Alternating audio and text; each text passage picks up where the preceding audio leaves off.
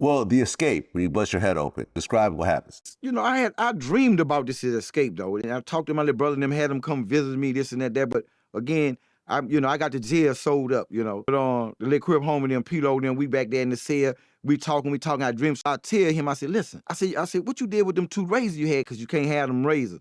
He said, I got them hooked. I said, I'm gonna tell you at such and such a time, I want you to cut the back. Man, like, what? I said, man, just cut the back of it. That's cause I can't do that. I can't do that. Cause I'm like, yeah, cause you gonna do that. You got to do it. No, I ain't gonna do that. But anyway, I talk to him and I put his hand in, bam, and I bust the back of my head wide open. But I know that ain't but one marshal gonna be on duty, ain't but 2 deputies, and this gonna be the ones that take me. One thing led to the other, and they got to rush me out there because the whole back of my head bust open, and it's emergency. I got to go to the hospital. And the hospital, I know they're gonna take me to St. Elizabeth, you know what I'm saying, in Beaumont, Texas. So when they bring me out there, the marshals bring me out there, out in the car, and the police, as soon as a track right there, there's a red light. Soon they got right there, you know what I'm saying, went to let going at it, they thinking ain't nothing. We shoot cross, they still I'm bleeding, and rush to the hospital, But when we get to the hospital, it's more police is there. So they rushed me on up in there. So now they wondering like what was going on right there. They don't know that commotion was part of me, my plan. So they patched me up,